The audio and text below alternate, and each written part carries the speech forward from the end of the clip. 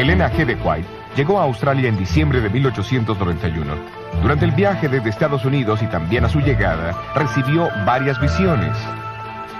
Algunas de ellas relacionadas con los trabajadores de la casa publicadora australiana. En un manuscrito escribió lo que se le había mostrado. Gran parte de esas instrucciones fueron escritas para el tesorero de la casa publicadora, Nathaniel Falkett. Falkett era un comerciante alto y vigoroso con una disposición generosa, pero al llegar a ser miembro de la Iglesia Adventista, era también un líder destacado de varias sociedades secretas.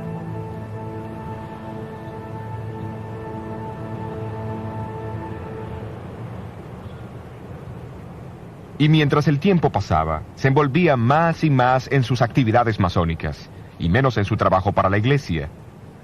Algunos de sus asociados se preocuparon por su decadencia espiritual, y le urgieron que examinara la dirección en que iba.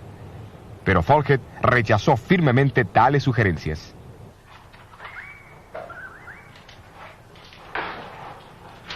Fue en ese tiempo que Elena White escribió lo que le había sido revelado.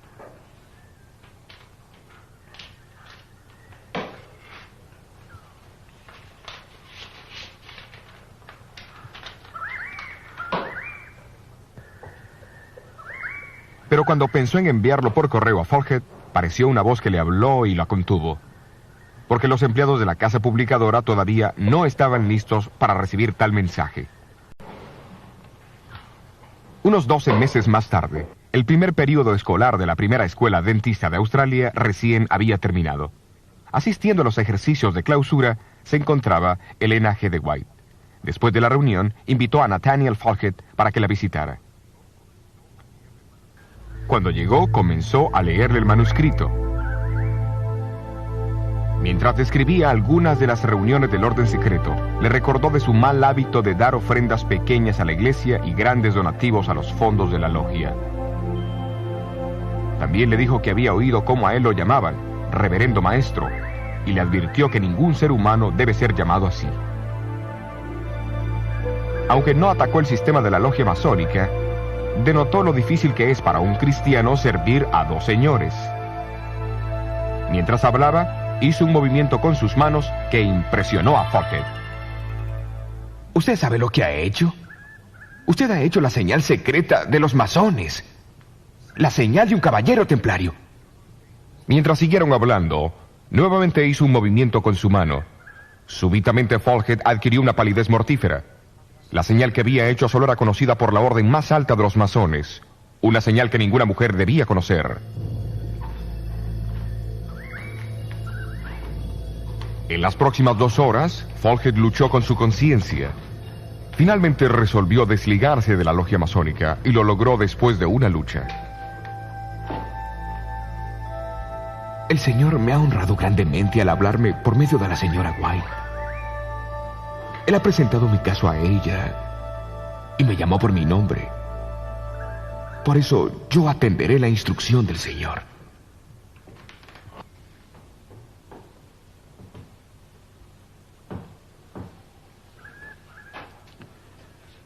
La experiencia de Elena White con Nathaniel Falkett ilustra algunos aspectos importantes de cómo el don de profecía operó en tiempos bíblicos y cómo continúa operando hoy.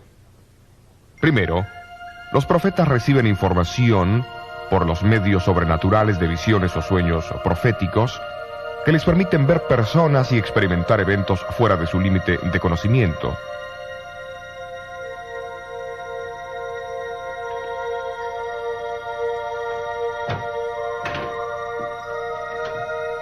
Luego, son dirigidos a comunicar el mensaje a las personas involucradas. Él o ella, porque las mujeres también fueron llamadas a ser profetas, tienen que exponer el mensaje en forma oral, escrita o personificada. Esencialmente, un profeta es el intérprete de Dios. Por eso es que el don profético es conocido como el testimonio de Jesús. Esto no significa que Dios dicta el mensaje al profeta. Antes bien, el Espíritu de Cristo satura la mente del profeta con pensamientos.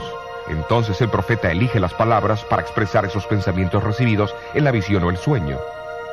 Esto también significa que la cultura, el nivel educacional y la formación del escritor juegan un papel importante en la forma como estos mensajes son comunicados.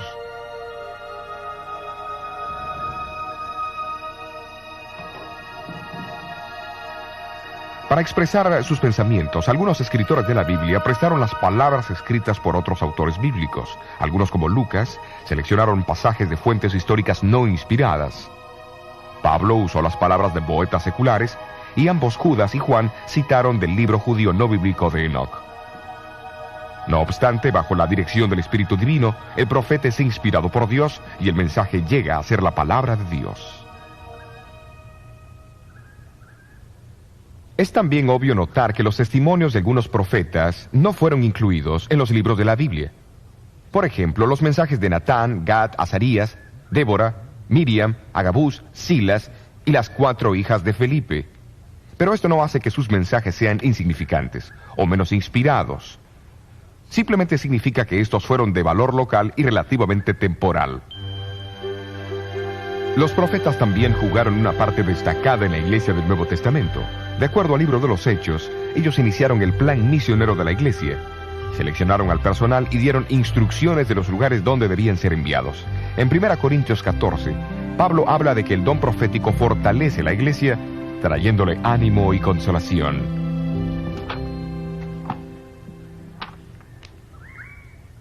Pablo también escribe en Efesios 4 que los profetas son uno de los principales medios que Cristo ha puesto para traer unidad a la iglesia.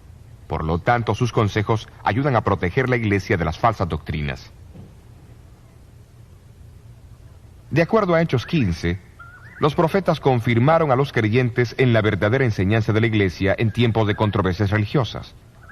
Pero sobre todo, Pablo enseña que el propósito primordial del profeta es llevar a hombres y mujeres a Cristo, estableciéndolos en una relación con Él. Para ayudar a alcanzar esa meta, Jesús predijo por medio de los profetas del Nuevo Testamento que tal actividad continuaría en la iglesia. El testimonio de Jesús no cesaría con el libro de Apocalipsis. De hecho, los libros de Joel y Apocalipsis indican que el don de profecía asistirá especialmente a la iglesia en el tiempo del fin.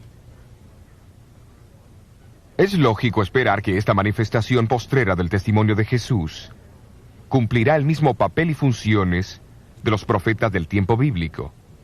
Dios nuevamente revelará sus designios por medio de visiones y sueños.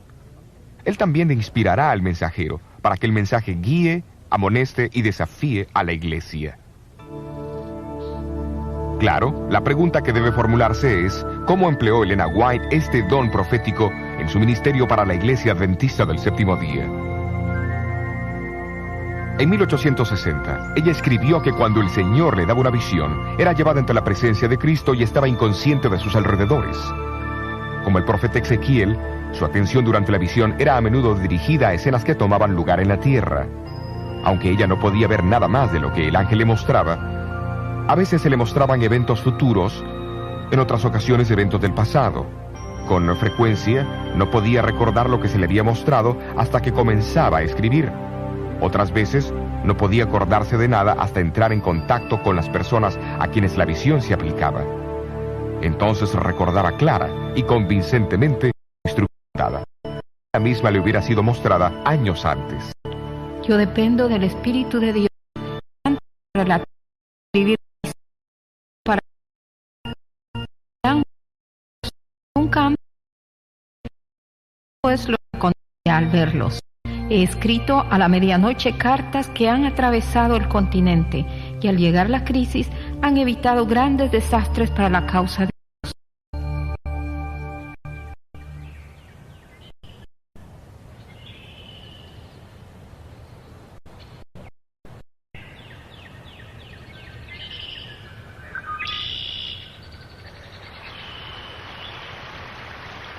Tal vez no hubo una crisis más grande en la iglesia adventista durante los primeros 70 años de su historia que la amenaza del panteísmo. Los panteístas creen que Dios no es un gran ente personal, sino una esencia misteriosa, una influencia impersonal que impregna toda la naturaleza. Aunque Él existe en todas las cosas, en árboles, flores, aire y animales, Él es tan impersonal como la gravitación o los rayos del sol.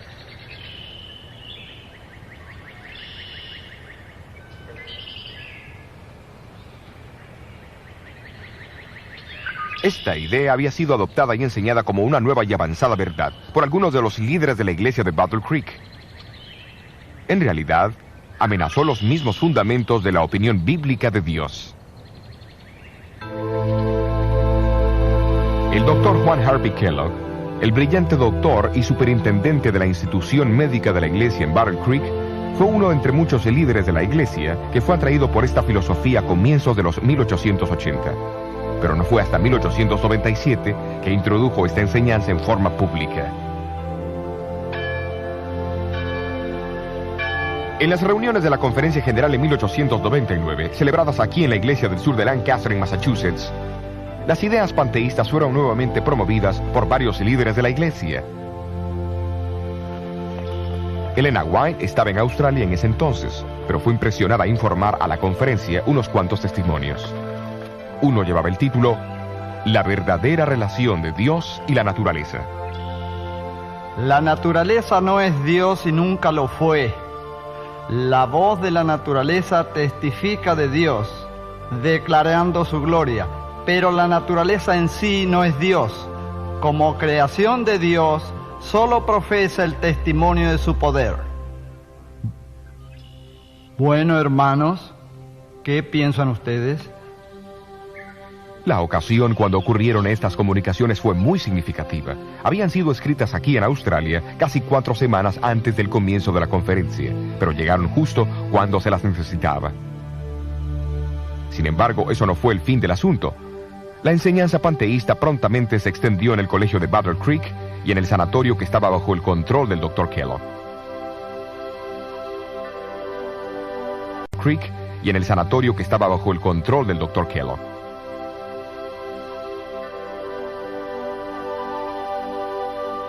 En febrero de 1902, el gran sanatorio de Battle Creek se incendió.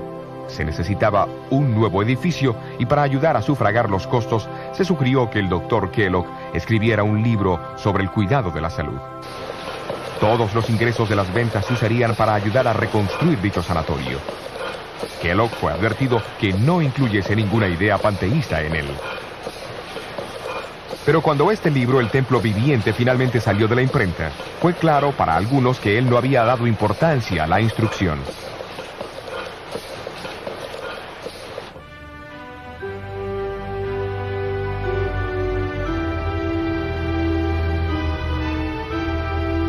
En 1903, los líderes de la iglesia planearon que el concilio anual tendría que ser en Washington, D.C. El presidente de la iglesia, Arturo Daniels, esperaba que no se hicieran referencias a El Templo Viviente o a las ideas panteístas de Kellogg. Sin embargo, cuando los defensores de Kellogg de Battle Creek llegaron, fue evidente que era inevitable una confrontación. Señores, necesitamos un nuevo modo de ver a Dios. El panteísmo no dará eso, será una nueva experiencia religiosa. No estoy de acuerdo con usted, hermano Kellogg. No estoy de acuerdo con usted en absoluto. Amén. Yo creo Amén. que el panteísmo debilitará la fe y llevará a la iglesia a perder confianza en Dios. Aferrándonos a nuestras tradiciones. No hemos estado aferrándonos a eso por mucho tiempo. Lo que usted quiere hacer es llevarnos a pensar en un Dios que no se interesa Eso por no es nosotros. lo que hemos Hermanos, por favor, pienso que debemos terminar esta reunión.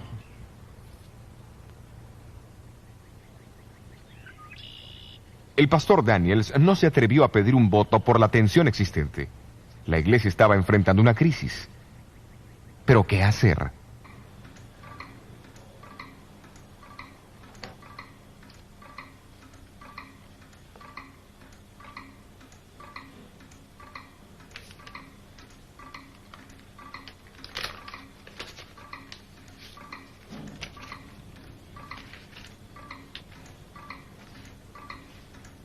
Tengo algo que decir referente al nuevo libro El Templo Viviente.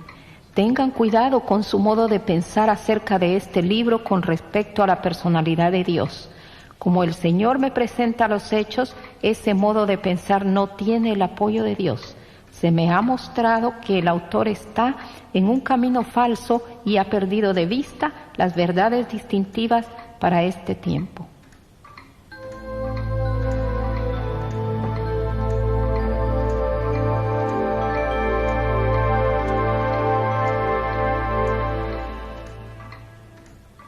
Elena White había escrito la carta desde su casa en Ells Haven, California, y la había mandado una semana antes. Fue una mera coincidencia que la carta llegase de miles de millas de distancia en el momento más oportuno. Por supuesto que Daniels y muchos otros no pensaron así.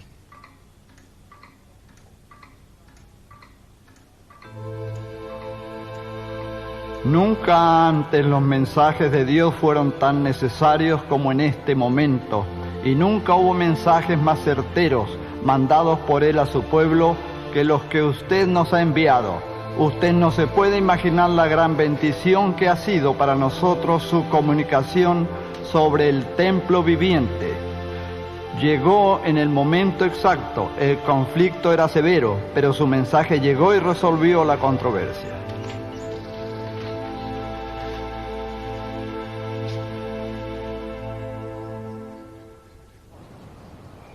El concilio de Washington no era solo una amenaza a la organización o al liderazgo, envolvió mucho más, pues la misma comprensión del carácter y personalidad de Dios estaba en peligro.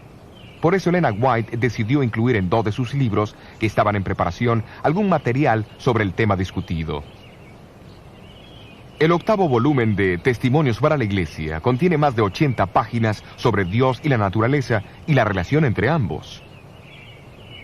En el Ministerio de Curación, ella escribió una sección titulada El conocimiento esencial, que recalca la importancia de conocer al Dios que maneja el universo.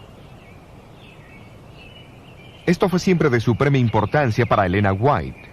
Su constante blanco en sus sermones y escritos era exaltar a Jesús y su amor ante el mundo. Desafortunadamente, eso no estaba en primer lugar para toda la iglesia.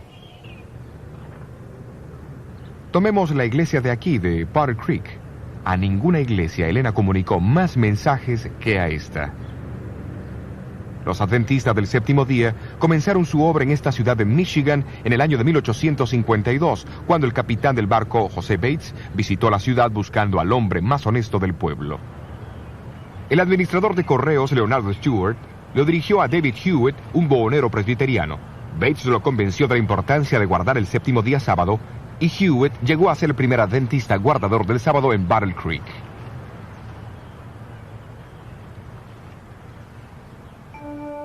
En 1855, la obra publicadora de la iglesia se mudó de Rochester, Nueva York, a Battle Creek, y luego se erigió esta pequeña estructura de madera de 2 pisos para alojar a la imprenta. Durante las décadas que siguieron, equipos a vapor reemplazaron la pequeña imprenta manual y la obra de publicación floreció. Una sucesión de pequeñas iglesias de madera se construyeron en Battle Creek, cada una más grande que la anterior, para servir a la creciente feligresía. En este segundo edificio, la joven iglesia decidió nombrarse Adventista del Séptimo Día en 1860 y se estableció su sistema de organización en 1863. En 1866, en respuesta a una visión dada a Elena White, la iglesia abrió su primer instituto de salud. El Instituto Occidental de la Reforma Pro Salud, como fue llamado, fue fundado en una antigua casa remodelada en Battle Creek. Su blanco no era solo tratar a la gente con remedios sensatos, sino también enseñar a la gente a cómo cuidarse para prevenir enfermedades. Pocos se imaginaron sus fundadores que en unas décadas recibiría reconocimiento mundial bajo su dinámico director médico, el Dr. Juan Kellogg.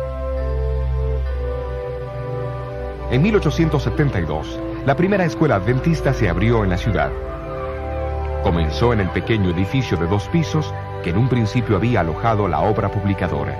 7 años más tarde, el famoso tabernáculo Dime, el 4º edificio de la iglesia adventista de la ciudad, fue dedicado. Una imponente estructura de ladrillos que podía acomodar a 3.200 personas y proveía un lugar ideal para las reuniones de la Asociación General. En menos de 30 años, Battle Creek llegó a ser la meca para los miembros de la iglesia, porque la misma proveía educación, trabajo y oportunidades para el cuidado de la salud como en ninguna otra parte. Pero Elena White reconoció las señales de peligro de tan intensa centralización. Para sorpresa, durante las décadas que siguieron, sus advertencias fueron notablemente desatendidas. A fines de los años 1890, la casa publicadora Review and Herald era la más grande de todo Michigan. De fama mundial, el sanatorio en la colina tenía casi 1,000 funcionarios, más de 2,000 miembros de iglesia y visitantes asistían al tabernáculo Dime cada sábado.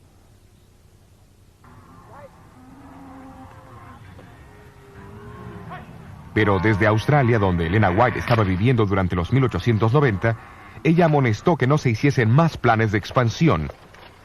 Vio la necesidad de construir pequeñas instituciones en áreas diversas. También sabía por las visiones recibidas que estaban a punto de ocurrir grandes cambios en el mundo.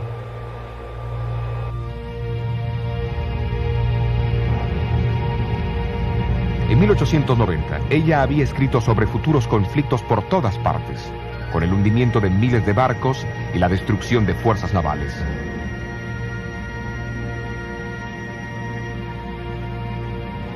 Vidas serían sacrificadas por millones, dijo.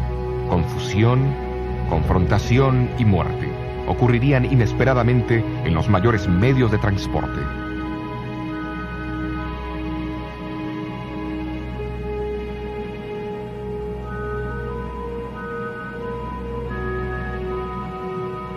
Recordemos que en 1890 una guerra mundial era inconcebible y los aviones y los carros a gasolina ni habían sido inventados. Pero todas sus palabras resultaron veraces. 24 años más tarde, en la Primera Guerra Mundial, 10 millones de personas murieron y otras 40 millones en la Segunda Guerra Mundial. Y han ocurrido grandes pérdidas de vidas en los mayores medios de transporte desde entonces. Durante la sesión de la Asociación General en Battle Creek en 1901, se dieron algunos pasos para descentralizar la organización de la Iglesia. Sin embargo,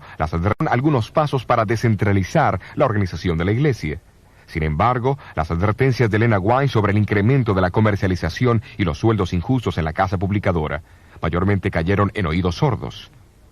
Pero en noviembre de 1901 fue comunicado un mensaje impactante a los miembros de la Junta de la casa publicadora. Ella les recordó que Dios estableció la casa publicadora para propagar su verdad. Pero esta meta había sido olvidada en la búsqueda de ganancias comerciales. Luego vino la advertencia. He tenido miedo de abrir la revista adventista por miedo de ver que Dios haya purificado la casa publicadora con fuego. A menos que haya una reforma, la calamidad vendrá a la casa publicadora y el mundo sabrá la razón. Y pronto lo supo.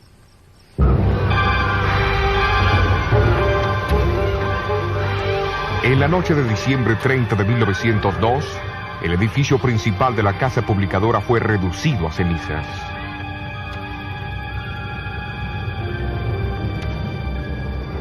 Esto ocurrió unos 10 meses después de que el famoso sanatorio de Battle Creek fuese también destruido por el fuego.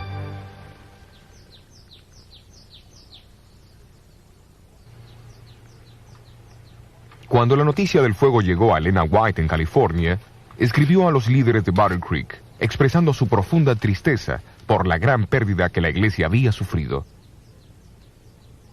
No estoy sorprendida por esta triste noticia, porque en las visiones de la noche he visto un ángel parado con una espada de fuego sobre Battle Creek. Una vez, durante el día, cuando mi pluma estaba en mi mano, perdí el conocimiento y pareció como si esta espada de fuego fuese primero en una dirección y luego en otra. Un desastre parecía seguir a otro, porque Dios fue deshonrado por hombres que decidieron exaltarse a sí mismos.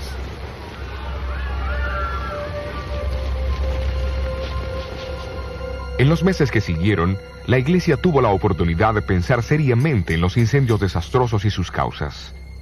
Rápidamente los líderes editoriales tomaron la decisión de nunca más publicar trabajos comerciales, como también la de mudar las oficinas centrales de la iglesia de Battle Creek a Washington, D.C.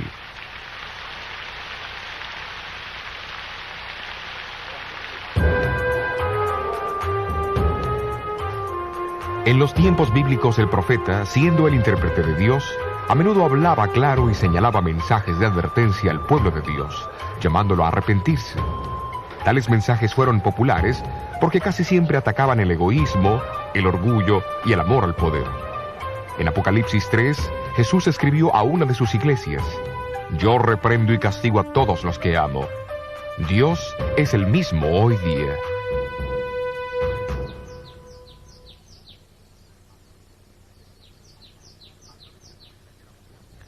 A través de su mensajera moderna, Elena White, Dios también advirtió y apeló al arrepentimiento, no solo de los líderes, sino también de los individuos. Esteban Smith y su familia aceptaron el mensaje adventista en 1850 y adoraron a Dios, juntamente con los guardadores del sábado aquí, en Washington, Nueva Hampshire. Sin embargo, no mucho tiempo después, Smith cayó bajo la influencia de lo que se llamaba la Nueva Luz y comenzó a predicar sus ideas. Se volvió mordaz y crítico del liderazgo de la iglesia, especialmente de Jaime y Elena White. A fines de 1851, el nombre de Smith fue desfraternizado con profundo dolor por sus ideas discordantes y mordaces. Los 30 años siguientes pasó uniéndose a uno u otro grupo separatista, y aunque se le amonestó sobre la ausencia de fundamento bíblico en sus enseñanzas, nunca prestó la debida atención a los consejos. Pero Dios todavía amaba a Esteban Smith, y en una visión reveló su vida y su futuro a Elena White. A fines de los 1850, escribió lo que le había sido mostrado, y concluyó con un llamado para que él volviese a Dios. Cuando Smith recibió la carta, se enojó y declaró que no quería ningún testimonio de Elena White. Cerró la carta y se olvidó de ella. Mientras tanto, Smith siguió en su crítica senda. Un amigo dijo que él tenía la lengua más malvada y fulminante que cualquier hombre que él conocía, y de esta manera malgastó los mejores años de su vida. Luego, en 1884, se le ocurrió tomar una copia del periódico de la iglesia, la Revista del Advenimiento y la Proclamación del Sábado. Sus ojos fueron cautivados por un artículo de Elena White. Al leerlo, se impresionó por su verdad. En las semanas que siguieron, continuó leyendo la revista, y su familia y sus amigos notaron un cambio gradual en sus actitudes mordaces y desagradables hacia la iglesia y sus líderes.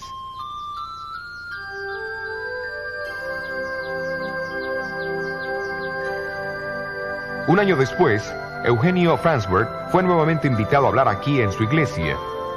Su viejo amigo Esteban Smith, ahora con 78 años de edad, resolvió asistir a la reunión del sábado por la mañana, cuando Farnsworth predicó desde este púlpito sobre el surgimiento del movimiento adventista en la profecía bíblica. Las palabras positivas y confiadas de Farnsworth afectaron a Smith profundamente. Durante la siguiente semana, Smith recordó la carta que había recibido de Elena White tantos años atrás. Al abrirla, leyó sobre lo que su vida sería si continuaba el curso que había tomado. Sin embargo, lo que había sido una predicción, cuando la carta fue escrita, era ahora historia. Un registro de cómo él había vivido, porque no había cambiado sus hábitos.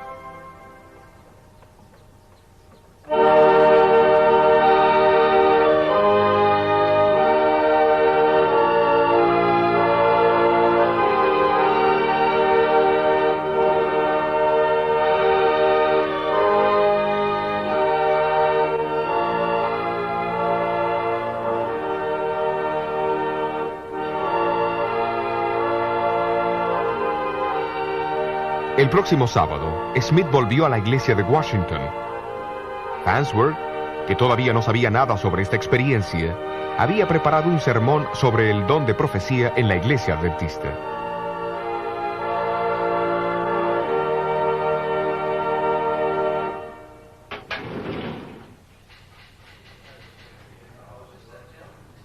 Esta carta fue escrita por Eugenio Farnsworth a Elena White el 15 de julio de 1885. Poco tiempo después de predicar su sermón en la iglesia de Washington. Menciona cómo después del sermón, Smith se paró y relató a la congregación la historia del testimonio que él había recibido más de 25 años antes y cómo él no lo había leído hasta el último jueves. Su verdad lo había convencido.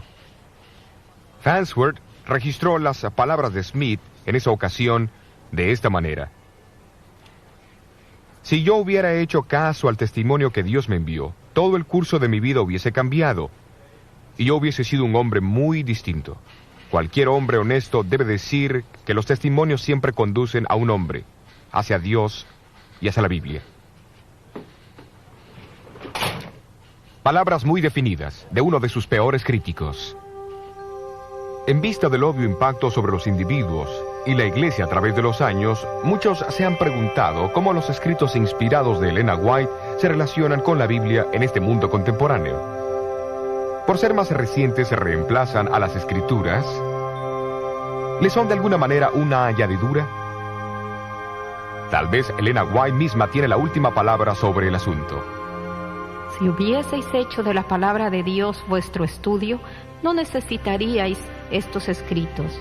Es porque habéis dejado de instruiros con el libro inspirado de Dios que Él ha buscado alcanzaros con testimonios simples, directos. No intentan dar nueva luz, sino impresionar vívidamente el corazón con las verdades de inspiración ya reveladas. Porque se ha dado poca atención a la Biblia, el Señor ha dado una luz menor para guiar a hombres y mujeres hacia la luz mayor.